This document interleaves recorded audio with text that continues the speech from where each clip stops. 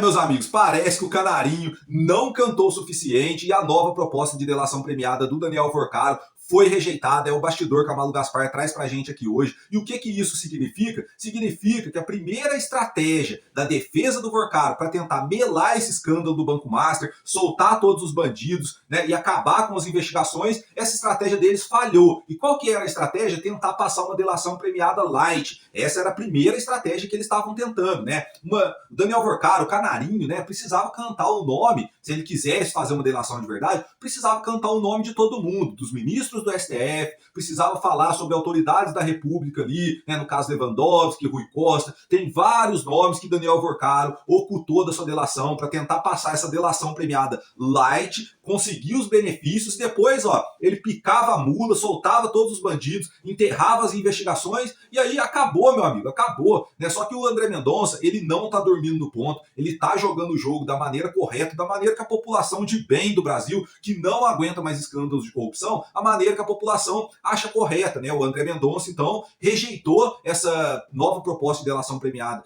do Daniel Alvorcaro. E qual que vai ser a próxima estratégia? Porque agora a defesa do Daniel Alvorcaro vai pro tudo ou nada. E eu vou contar para vocês qual que vai ser a nova estratégia da defesa do Daniel Alvorcaro, porque tá muito na cara que isso aí que tá acontecendo. Mas eu vou falar para vocês depois da gente assistir o vídeo da Malu Gaspar aqui trazendo os bastidores, o que vai acontecer com o Daniel Alvorcaro, quais que vão ser os próximos passos. Vamos entender tudo isso agora, tá? Se você não me conhece, muito prazer. Meu nome é Léo e nesse canal aqui eu trago os bastidores da política brasileira. Então, se você quer apoiar um canal que mostra os fatos da verdade, eu te convido agora a se inscrever no canal, deixe seu like, deixe seu comentário aqui embaixo e ative as notificações para não perder nenhum vídeo, tá? Vamos ver o que a Malu Gaspar fala aqui sobre esse bastidor da rejeição da delação premiada de Daniel Alvorcaro e o que vai acontecer com ele, qual que é a nova estratégia da defesa, né? Tudo isso a gente vai ver agora. Olha só, vamos lá.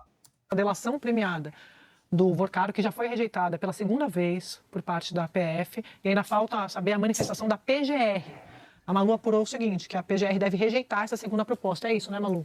É isso, eles vão rejeitar a proposta, só que vão fazer de uma forma diferente da PF, por isso que demorou um pouco, porque a PF mandou um e-mail para os advogados e comunicou ao André Mendonça, olha, não queremos o acordo pela segunda vez, importante a gente lembrar isso, a segunda proposta que é rejeitada. E na primeira, a PF rejeitou e a Procuradoria-Geral da República disse que não, vamos tentar de novo, vamos ficar na mesa e tal, vamos manter a mesa de negociações aberta, volta com uma proposta melhor. Basicamente, traduzindo aqui, foi esse o recado que eles fizeram da primeira vez. Agora, da segunda vez, não tem jeito, vamos rejeitar. Agora, como a lei manda que se faça, né, já que foi assinado um termo de confidencialidade, existe uma negociação formal, a PGR vai entregar um documento fundamentado explicando por que não pode ser feito esse acordo, porque eles são contra esse acordo. E isso é importante porque numa delação como essa, que a gente vê muito conflito nos bastidores, sempre há o risco de lá na frente alguém acusar ou a PF, ou no caso o PGR, de dizer, olha, a gente tinha uma delação boa e vocês não quiseram. A ideia é ter realmente um papel pronto, um documento completo sobre por que não foi aceito. E isso vai ser entregue para o André Mendonça e inaugura uma nova etapa nessa discussão, que é o que fazer com o Daniel Alvorcaro, né? Para onde mandá-lo, né? Porque hoje ele está na superintendência da APF no Distrito Federal, que não quer ele lá, por uma série de razões.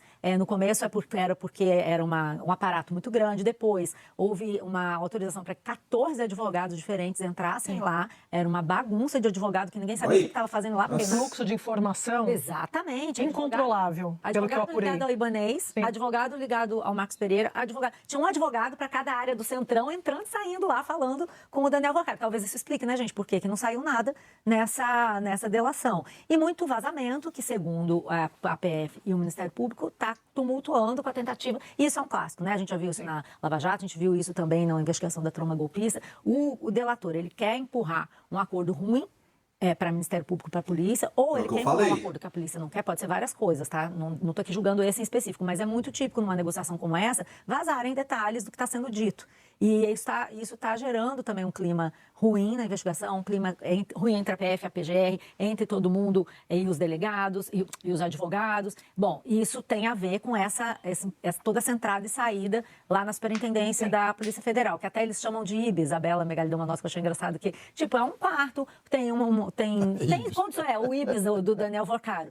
E agora, então, não tem nada de IBES. Ele foi para o IBES porque ele tinha que negociar com os advogados, ele precisava ter acesso aos advogados. Teve todo o acesso possível, até demais. Agora Presta acabou, não atenção, tem negociação. ó. O André Mendonça vai dizer o que fazer com ele. E o que eu ouço, André, imagino que você também, vocês também que cobrem isso, Gadinho, é que o pessoal está com medo de o que vai ser, assim, o Vorcaro não vai aguentar sair do IBIS para uma cadeia comum.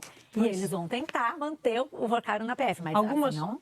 Não, termina, desculpa. Não, só acho que não faz sentido ele ficar na PF. Nem o superintendente da PF quer, nem os delegados querem, ninguém quer. Agora- Mas ele vai chorar. Agora, Pessoal, eu quero chamar a atenção de vocês para uma coisa que a Malu Gaspar falou aqui que é muito importante, tá? Vocês percebam aqui que ela falou que o Daniel Vorcaro tá preso lá na Superintendência da Polícia Federal, que ninguém quer mais ele lá, né? Por quê? Porque foi um entra e sai, 14, 15 advogados tendo acesso ao Daniel Vorcaro, conversando com ele lá e etc. E o que acontece? Por que isso aqui é um ponto muito importante que ela trouxe? Porque não foi só os advogados do Vorcaro que foi falar com ele, não. Os advogados de pessoas ligadas a Daniel Vorcaro foi lá falar com ele também, né, para tentar o quê? Porra, não joga o nome do meu, né, vamos pensar aqui, do Lewandowski, foi um advogado lá em nome do Lewandowski falar, pô, não joga não, que não sei o quê. Então, Daniel Vorcaro estava sendo pressionado assim, por todos os lados. Por um lado, tá a Polícia Federal, né, o André Mendonça querendo fazer o correto. E do outro lado, tem várias autoridades da República pressionando Daniel Vorcaro para que ele não fale nada, não abra a boca. E agora é que eu trago um ponto muito importante para vocês, um bastidor que é lógico, eu não tenho provas do que eu vou falar aqui, mas é que tá muito na cara que é isso que tá acontecendo.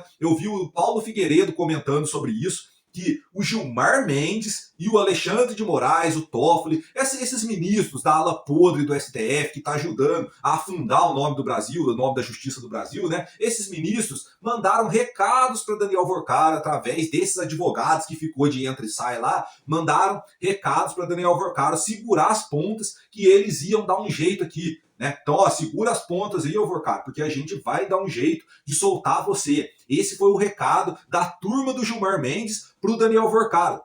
E na cabeça do Daniel Vorcaro, na cabeça da defesa do Daniel Vorcaro, faz todo sentido, né? Não entregar ninguém, segurar as pontas e ficar quieto. Por quê? Porque o Brasil, cara, é intitulado o país da corrupção, meu amigo. Fala um corrupto pra mim que tá preso hoje. Tá todo mundo solto, até o Sérgio Cabral tá solto, meu amigo. Gravando story da cobertura dele lá do Rio de Janeiro, lá, dando dica de filme. É brincadeira, cara. Aqui no Brasil, nenhum corrupto fica solto.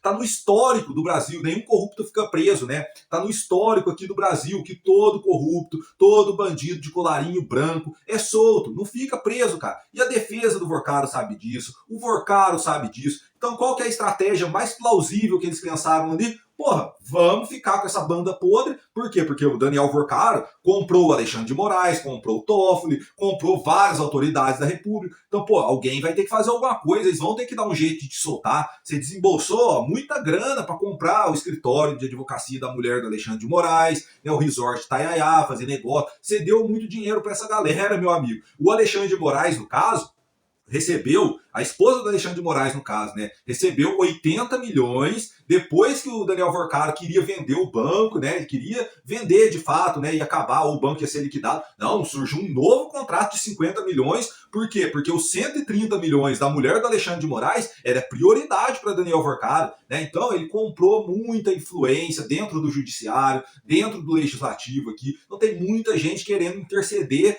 pelo Daniel Vorcaro. E, cara, tá muito clara essa estratégia, não precisa ser nenhum gênio, né, da política brasileira, de análise, para entender que aqui no Brasil é o país da corrupção, né, junta a fome com a vontade de comer ali, eles vão tentar enterrar essas investigações. O lado bom é que a imprensa tá batendo nessa tecla, a imprensa não tá deixando o assunto morrer, tá? Então, outra coisa, ano eleitoral, tá todo mundo ligado, né, no que vem acontecendo no Brasil, o povo tá deixando de ser trouxa, né? Então, na época da Lava Jato, o que aconteceu? As investigações começaram de baixo e foi subindo, escalando, e quando estava chegando no STF, eles anularam tudo, soltaram todos os corruptos, devolveram dinheiro de corrupção para os corruptos, no caso da Lava Jato. É só que no Brasil que acontece isso, cara. Imagina, devolver o dinheiro, o ladrão roubou o dinheiro, você devolve o dinheiro, solta o ladrão, primeiro você prende, né? Porque tava acontecendo a justiça. E aí, ou não, os corruptos do STF, ou não, solta, acaba com essas investigações, porque teve tortura, porque teve pressão, porque teve, né, o lavajatismo, segundo o Gilmar Mendes, né, e aí solta todo mundo,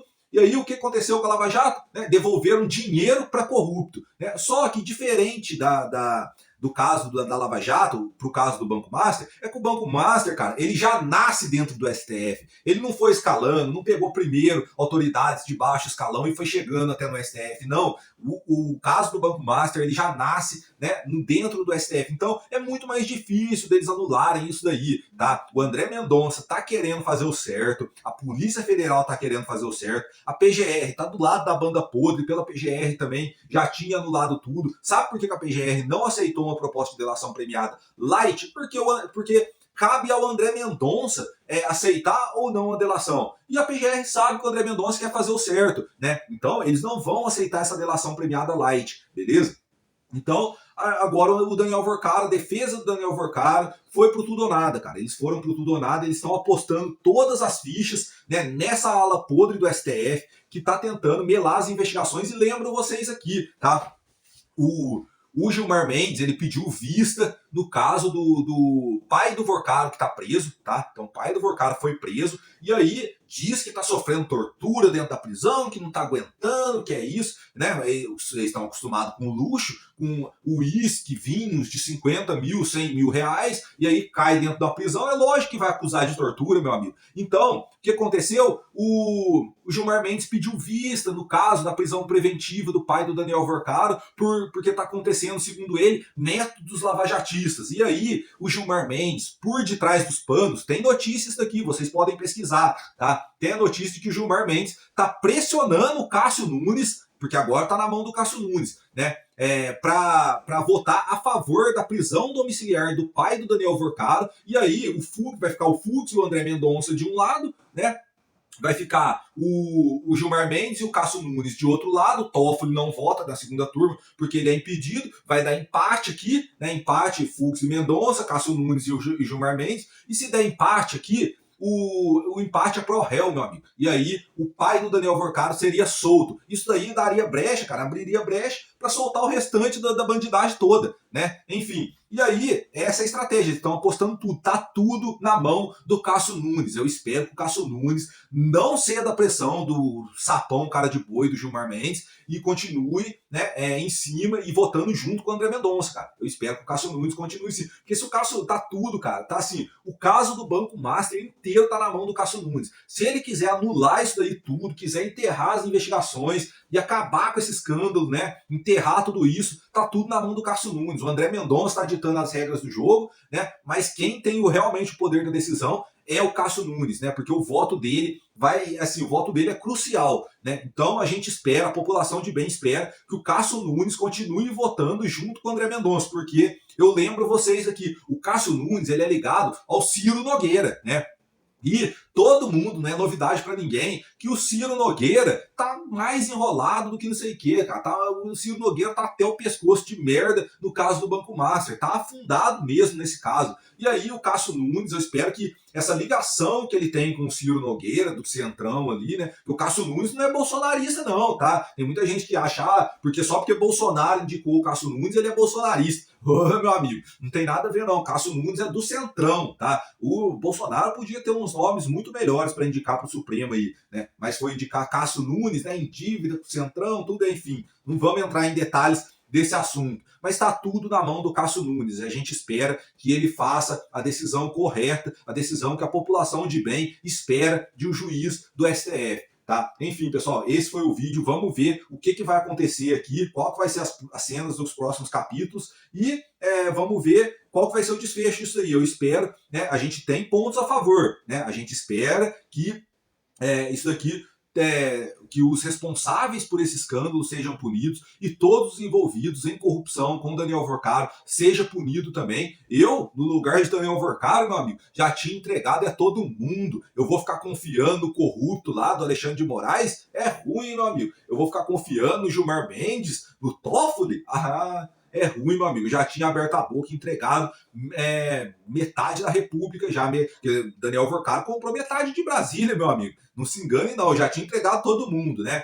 E por mim, cara, deixa esse cara de lado, esquece Daniel Vorcaro, cara. Os próprios celulares do Daniel Vorcaro já é uma delação premiada gigantesca. Até agora parece que eles vasculharam 2 celulares do Daniel Vorcaro só. Ainda tem mais 6 celulares, cara. Imagina o que não tem ali dentro disso daí, né? Tem muita coisa para ser revelada ainda.